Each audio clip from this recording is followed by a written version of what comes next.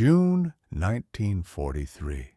Somewhere in the vast emptiness of the Pacific Ocean. The sea was calm that morning, too calm.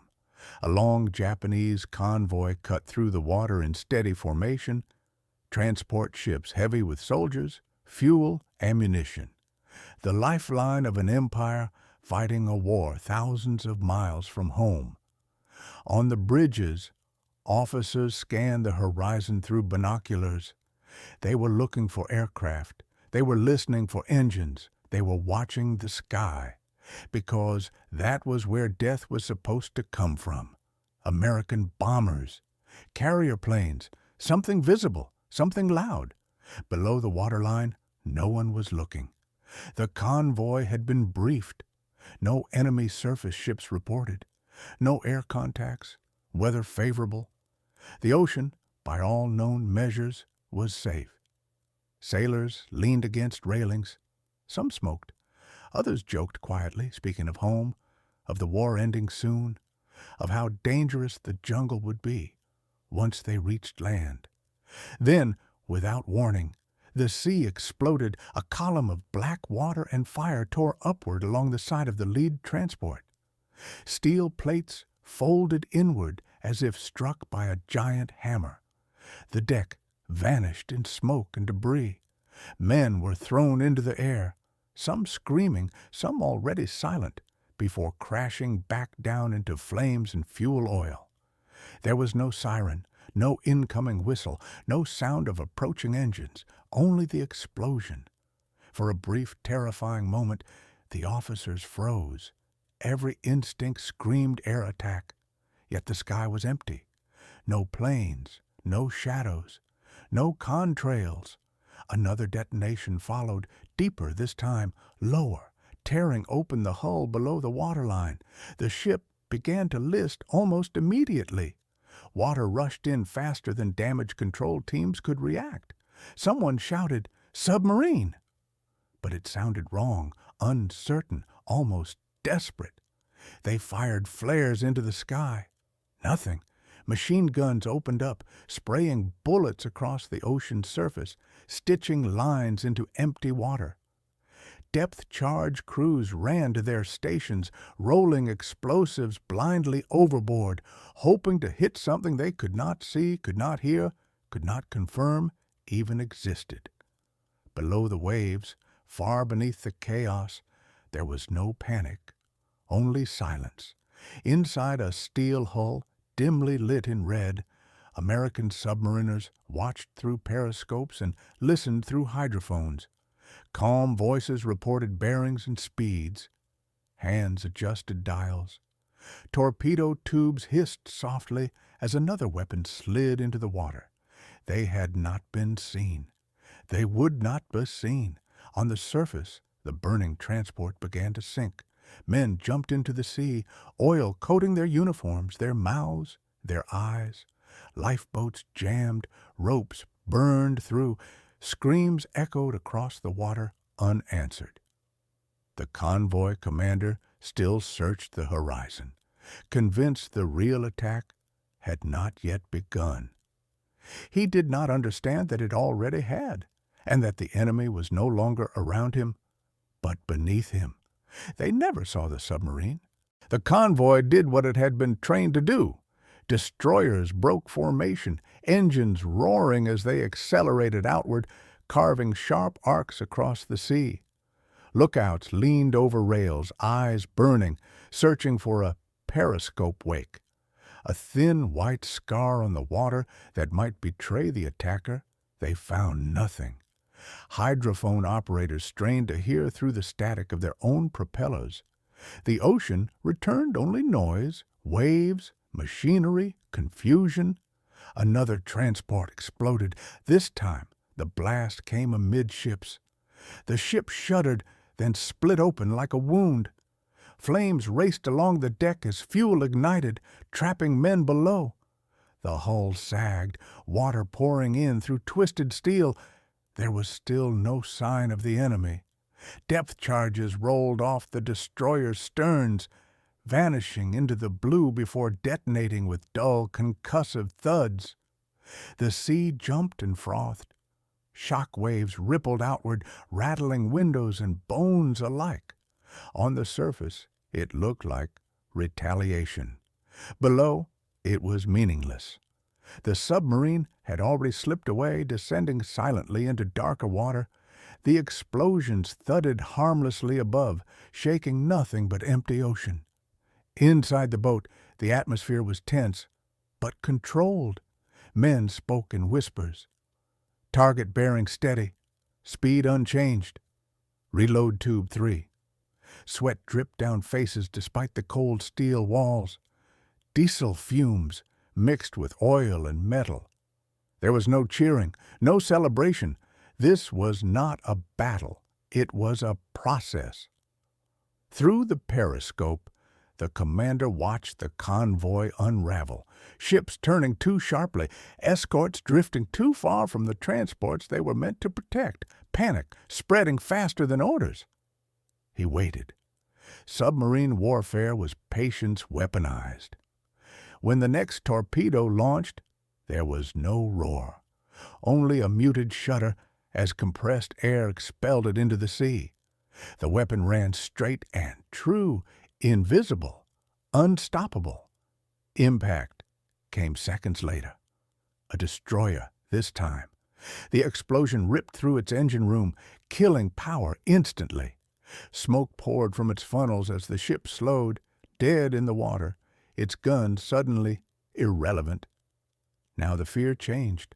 Officers no longer shouted about aircraft. They no longer scanned the sky. They stared at the sea. Every ripple became a threat. Every shadow beneath the waves felt like death waiting to rise. Guns fired at nothing. Searchlights swept empty water. Orders contradicted each other. The convoy had lost cohesion. And that was fatal. The submarine moved again, repositioning with deliberate calm. Batteries drained slowly. Oxygen was measured. Time stretched. Above, sailors clung to wreckage as oil spread across the surface, burning their skin. Lifeboats drifted, half-filled, ignored by the destroyers forced to choose between rescue and survival. Another torpedo slammed home. Another ship began to sink, and still no one had seen the attacker. The ocean had become an executioner with no face. For the first time, the convoy commander understood the truth. They were not being attacked. They were being hunted, and the hunter was already lining up the next shot. They never saw the submarine. By now, discipline was cracking. The convoy no longer moved as a unit. Ships zigzagged wildly, engines pushed beyond safe limits as captains tried to outrun something they could not see. Orders overlapped. Signals were misread. Radios screamed with half-finished commands and sudden silence. Another destroyer dropped depth charges. Too many. Too close. The explosions battered its own hull, knocking sailors off their feet and shattering light fixtures inside the ship. The sea boiled uselessly behind it. Still nothing surfaced. The escorts were burning fuel at an alarming rate. Constant high-speed maneuvers drained reserves meant to last days. Ammunition was disappearing into the ocean, fired at shadows, at imagined periscopes, at fear itself. The submarine commander watched all of it through brief, careful periscope checks. He saw confusion. He saw separation. He saw opportunity. One transport lagged behind, its engines damaged from an earlier blast. Smoke trailed from its stacks, making it easy to track. Two destroyers tried to cover it, but they were stretched thin, pulled away by false contacts and frantic calls for help. The submarine turned silently toward the wounded ship. Inside the transport, soldiers sensed it before they understood it. The unnatural quiet. The way escorts suddenly weren't where they should be. Men crowded the rails, staring into the water as if expecting it to answer back. Some prayed, some vomited, some simply froze. When the torpedo struck, it didn't explode immediately. It punched through the hull and detonated inside. The ship lurched violently. Deck guns tore free. Men were thrown against steel bulkheads as the lower compartments flooded in seconds. Screams echoed from below decks, then stopped. The transport began to list, slow at first, then faster. Abandoned ship orders came too late. Lifeboats jammed, ropes tangled. Men jumped anyway, hitting the water hard, weighted down by gear they couldn't discard fast enough. Above them, destroyers hesitated. Stopping meant becoming a target. Moving on meant leaving them behind. The choice was made in silence. Below the surface, the submarine slipped away once more, changing depth, changing angle, becoming nothing but pressure and shadow. But the ocean itself was turning against the convoy now. Burning fuel spread across the waves, igniting debris and bodies alike. The smell of smoke and oil choked the air. Wounded men screamed until their voices failed. The escorts tried to regroup, but the pattern was broken. Every maneuver felt wrong.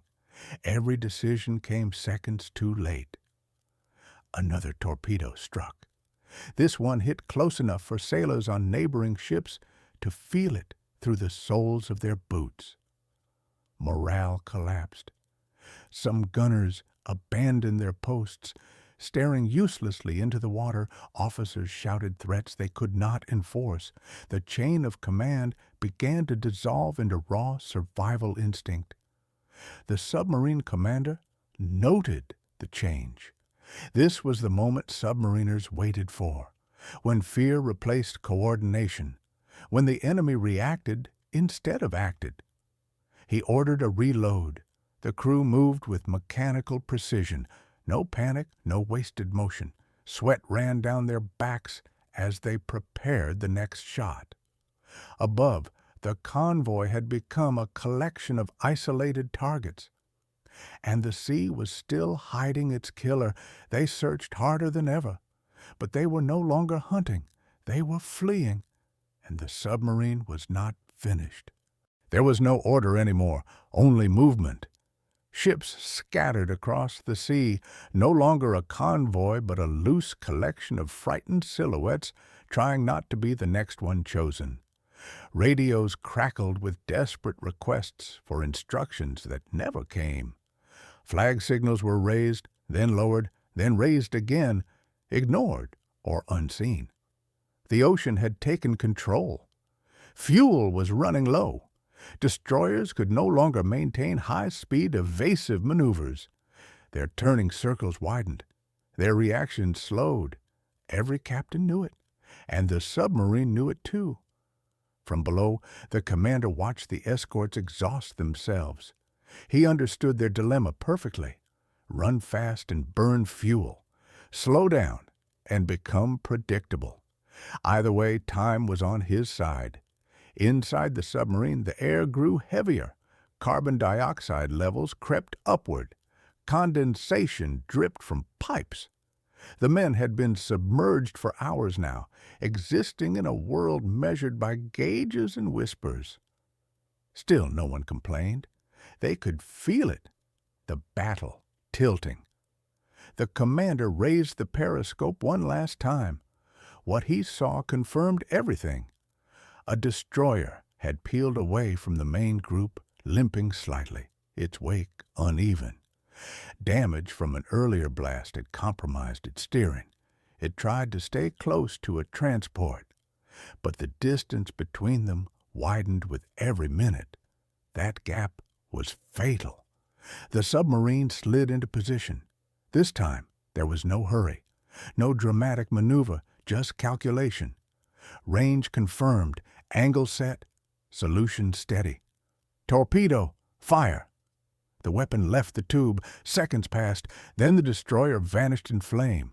The explosion tore the ship open from below, lifting its bow clear out of the water before slamming it back down at an unnatural angle. Guns fell silent instantly. Men were thrown screaming into the sea as the ship began to break apart. For the remaining convoy, something snapped. This was not harassment. This was annihilation. Some captains ordered full retreat. Others tried to regroup. None of it mattered. Every movement was visible, every decision already anticipated.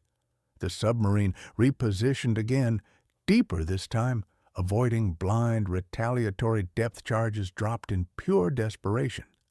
Explosions thundered above, shaking dust from the hull, but causing no damage. The sea absorbed everything. Above, sailors stared into the water with hollow eyes. They understood now there would be no heroic counterattack, no final stand, only waiting for the next explosion, waiting for the moment their ship would be chosen. Men clutched railings, others sat with their backs against bulkheads, unable to move. Prayers mixed with curses. Some laughed quietly. The sound brittle and wrong. The convoy commander realized the truth too late. They were never meant to win this fight. Surface ships were loud, predictable, visible. The enemy below was none of those things. The submarine circled patiently, like a predator conserving strength. Batteries still held. Torpedoes remained. Time favored silence. One last transport tried to escape. Engines straining, smoke pouring from its stacks. It made it less than a mile. The final torpedo struck beneath the waterline. The ship shuddered, then began to sink bow first, almost gracefully, as if accepting its fate. The sea closed over it. No one ever saw what killed them. Only the aftermath, only the empty water, only the realization that by the time they understood the danger, it was already over. The sea went quiet, not suddenly, but gradually, as if even the ocean needed time to absorb what had happened. There were no more explosions, no more depth charges, no more frantic radio calls, only wreckage. Oil spread across the surface in dark, shimmering sheets. Broken planks, twisted metal, empty life vests drifted aimlessly, carried by currents that did not care who had lived or died above them. Smoke lingered low over the water, thinning slowly as the wind carried it away. The convoy no longer existed. What remained were a handful of damaged escorts, moving cautiously, engines throttled back, crews exhausted beyond fear.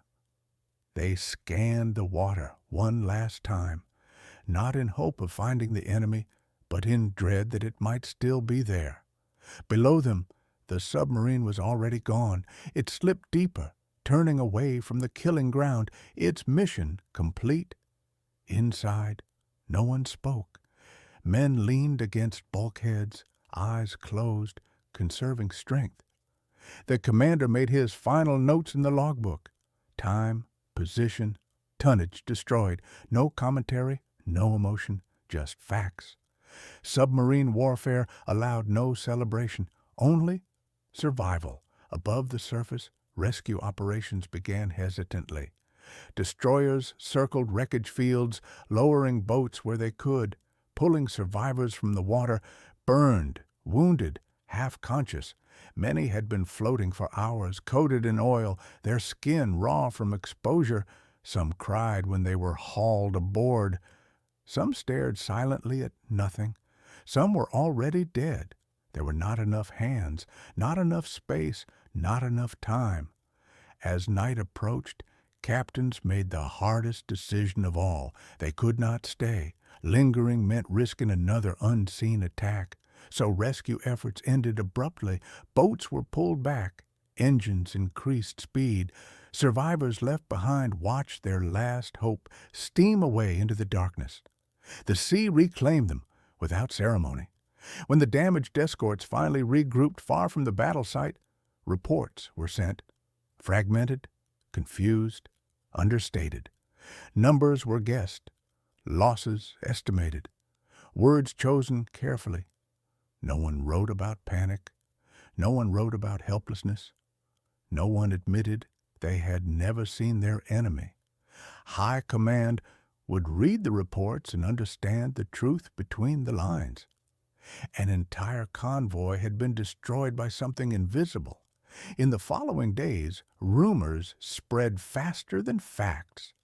Sailors whispered about a phantom submarine, about a commander who could see through water, about torpedoes that never missed. Fear lingered longer than smoke. Routes were changed, escorts doubled, convoys delayed or canceled entirely. The sea, once considered a highway, became hostile territory.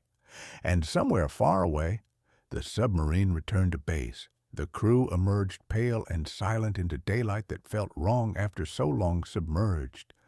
Mechanics swarmed the hull. Officers shook hands. Intelligence men asked questions. But none of that erased what they had done. They had erased ships without being seen. They had decided who lived and who vanished beneath the waves. Long after the wreckage sank, long after the oil dispersed, the memory remained. Because the most terrifying weapon in war was not the explosion. It was the realization that the enemy could strike without ever being seen. They never saw the submarine. The loss of the convoy did not remain a local disaster. Within hours, fragments of reports reached headquarters, incomplete, contradictory, unsettling. Ships lost faster than escorts could respond. No confirmed sighting of the attacker. No sonar contact long enough to prosecute. No pattern that made sense. Admirals stared at maps and felt something rare, uncertainty. For decades, naval doctrine had been built around visibility.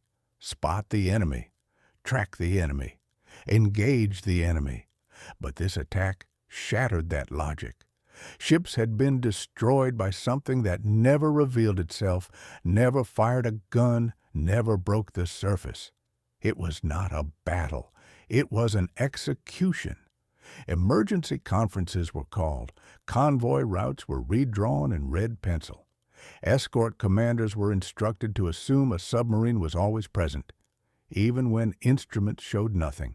Especially when instruments showed nothing.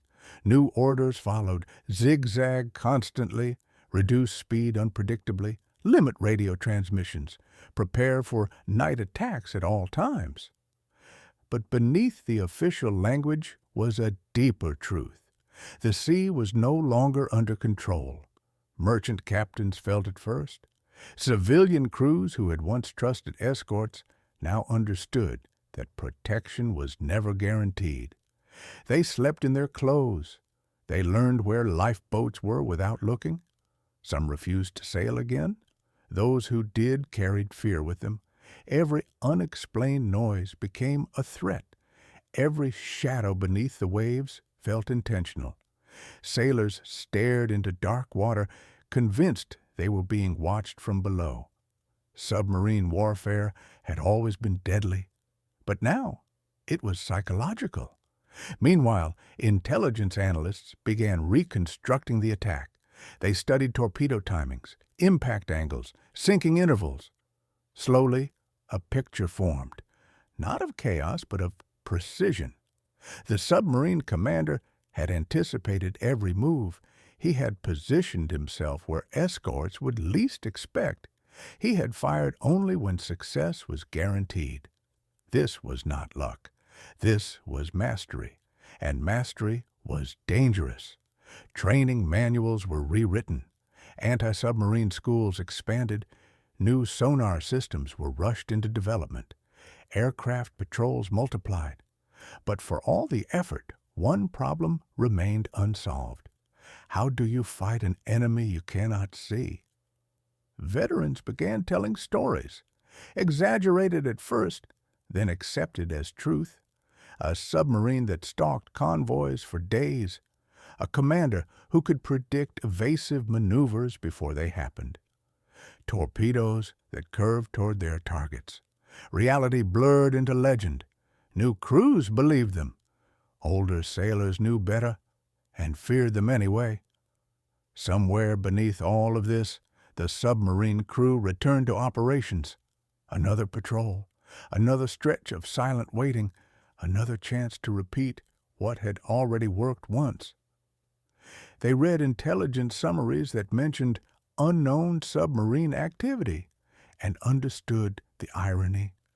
They were no longer just a weapon, they were a presence, a threat that shaped decisions without ever appearing, a shadow that altered the course of ships, schedules, and strategy simply by existing. The sea had changed, not because of a new ship, not because of a new weapon, but because sailors had learned a terrible truth. You don't need to see the enemy to be defeated. You only need to know he is inside the submarine. Time lost meaning. There were no windows, no sunrise, no horizon. Only the steady hum of electric motors, the creak of metal under pressure, and the smell, oil, sweat, damp steel, and unwashed bodies packed too close for too long. Men slept inches from torpedoes. They ate beside batteries that could kill them if damaged. Every surface was warm, every breath recycled. The air grew heavier with each passing day, thick with carbon dioxide and silence. Silence was the rule. No talking unless necessary. No sudden movements, no unnecessary sound. Even a dropped wrench could betray them to the sea above. The crew learned to whisper with their eyes. Days blurred into nights. Watches changed, but the darkness never did. Men marked time by meals, by battery levels, by the quiet tension of sonar reports spoken in hushed tones. Nothing on the scope. Sometimes that was worse than bad news, because nothing meant waiting, and waiting meant imagination. Every creak of the hull sounded like depth charges preparing to fall. Every distant propeller noise raised heart rates instantly. Men dreamed of explosions even while awake. Sleep came in fragments. The commander carried the heaviest burden. He alone knew when to strike and when not to. A single mistake could doom everyone. Fire too early, and the target escapes. Wait too long, and escorts detect you. He studied charts until they lived behind his eyes. He memorized shipping lanes, escort habits, tide patterns. He replayed previous attacks in his mind, questioning every decision. Doubt was the enemy inside the hull. The crew trusted him completely, and that trust was terrifying. Below a certain depth, the pressure outside the hull was unimaginable. Thousands of tons of water pressed inward, held back only by steel and engineering. Men joked about it sometimes. If she cracks, it'll be quick. They laughed because the alternative was panic. Mail never reached them. News came weeks late, filtered and incomplete. They did not know who was winning the war. They only knew their orders and the next patrol zone. When torpedoes were fired, the boat went silent. Engines stopped. Men froze in place. No one breathed deeply. They counted seconds in their heads, waiting for the sound that meant success, or the sound that meant they had been detected. The explosion, when it came, was never celebrated. It was acknowledged. A nod, a quiet exhale, then back to listening. Because after every kill came danger. Escorts hunted aggressively now. Depth charges shook the boat like a living thing. Lights flickered. Tools fell. Men were thrown against bulkheads as steel screamed under stress. One charge felt distant. Another closer. Another close enough to knock men off their feet. Someone prayed silently. Someone else clenched his jaw until it bled. And still the commander waited. Only when he was certain the hunters had moved on did the submarine rise again into shadow and silence.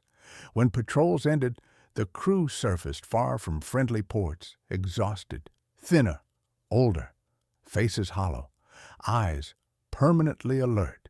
They had won battles no one would see. They had killed enemies who never knew what hit them, and yet none of it felt like victory, because they knew the truth of submarine warfare. You don't survive by being brave. You survive by enduring fear longer than the enemy. And every patrol demanded more endurance than the last. The ocean did not care who you were. It only waited for mistakes. The sea was no longer blind. What once had been empty water now crawled with listening devices, patrol patterns, and trained crews who knew exactly what they were hunting. The enemy had learned. Destroyers no longer moved randomly. They zigzagged with purpose. Aircraft appeared where none had before, their engines slicing through the sky like a warning. Sonar pings echoed through the depths, sharp, artificial sounds that cut through silence. Each ping was a question. Are you there? Inside the submarine, men froze every time it happened. The sonar operator listened with painful concentration, headphones pressed tight against his ears, fingers hovering above controls. A single misread contact could mean death. Multiple screws. Closing. The commander didn't need to raise his voice. He didn't need to give long explanations. Everyone already knew the drill. Down, slower, silent running. The submarine descended deeper than before, past safe depths, past comfort. The hull complained with metallic groans as pressure increased, paint flaked, rivets protested, depth gauges crept downward. Every meter deeper bought time and stole safety. The enemy above dropped depth charges with mechanical precision, patterns now, calculated spreads, not blind guessing, but educated violence. Explosions thundered through the water. The boat shook violently. Light bulbs burst. Sweat dripped from the ceiling. Men were thrown to the deck as the submarine lurched like a wounded animal. Someone was bleeding. No one spoke. A valve leaked. A pump failed. Repairs were made in silence, hands shaking, teeth clenched. The commander refused to surface. He knew the truth. If they broke the surface now, aircraft would be waiting. If they fired torpedoes, sonar would pinpoint them. If they ran, they would be chased. So they hid. They lay on the ocean floor, engines off, batteries draining, air growing foul. The submarine became a shadow pretending to be a rock. Minutes passed, then hours. Every sound became dangerous. A cough, a scrape of metal, a whispered prayer. Above them, propellers circled patiently. The enemy had learned not to rush, and that was worse. Eventually, the depth charges stopped. The sonar pings faded. The sea returned to its natural silence, a silence that felt artificial now, untrustworthy. No one moved. Only when the commander was absolutely certain did he order a slow ascent. The submarine rose carefully, inch by inch, like something afraid to breathe. They had survived. But survival was changing. Each patrol became harder, each attack more dangerous. The advantage that once belonged to the unseen predator was slipping away. The submarine was still invisible, but it was no longer invincible, and everyone on board knew it, because the ocean had adapted, and in war, adaptation decides who lives and who disappears without a trace. It wasn't the explosion that doomed them. It was a sound, a small one, almost nothing. Inside the submarine, exhaustion had settled into the bones of every man. They had been submerged for too long. The air was heavy. Carbon dioxide burned in their lungs. Batteries were low. Muscles trembled from constant tension. The commander knew they couldn't stay down much longer. They needed air. Slowly, carefully, the submarine began to rise. No sudden movements, No noise. Every order was whispered. Every valve turned with agonizing caution. Depth, 40 meters. 35. 30. The ocean above them seemed empty. Then it happened. A wrench slipped from a mechanic's hand. It struck the metal deck with a sharp clang.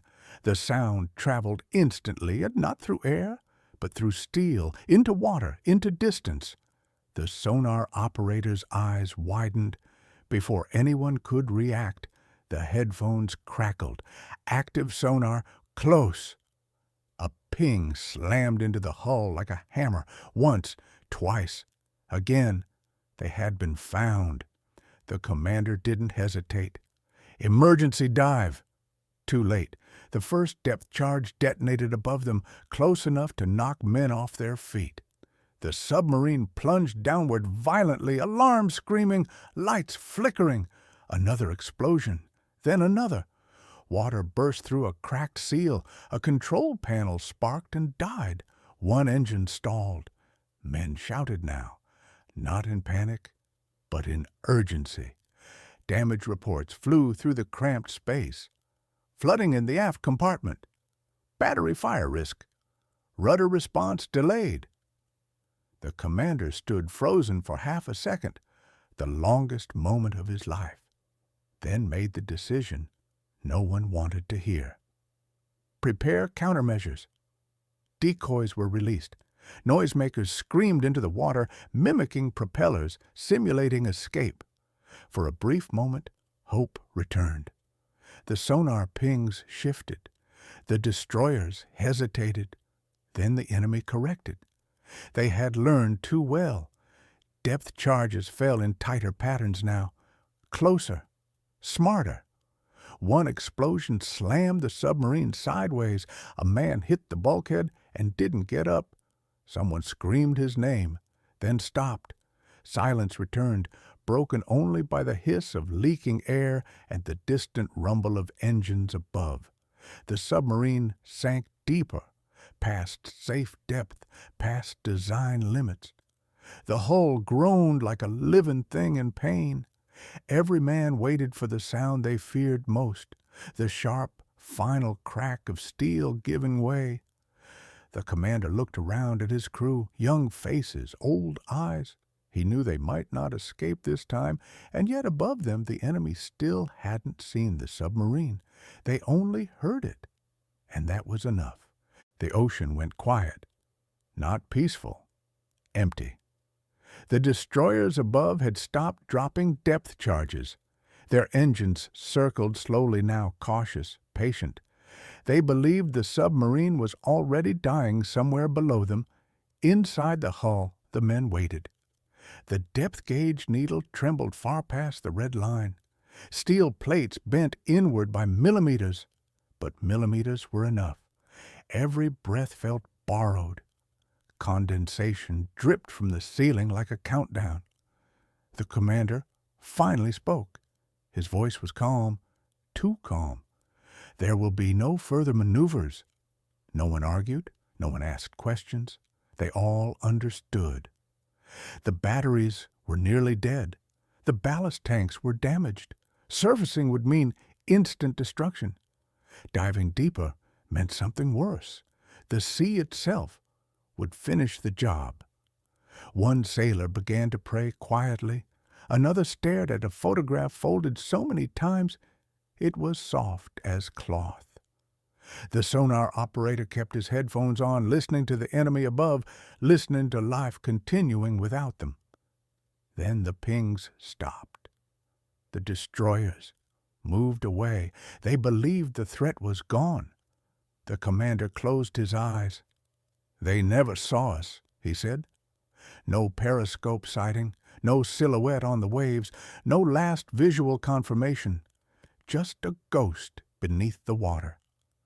The submarine descended slowly now, no longer controlled, only falling.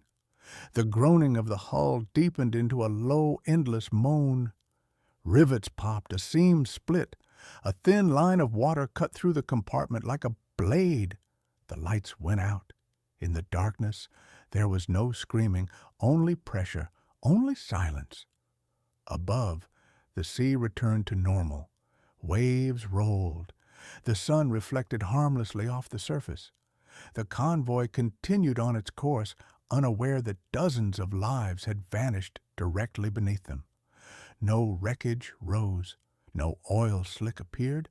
No bodies surfaced. The submarine simply disappeared. Decades later, historians would study battle reports, sonar logs, after-action notes. They would write, "Enemy submarine presumed destroyed." Presumed because no one could prove it, because the ocean kept it secret. They never saw the submarine, and the men inside were never seen again.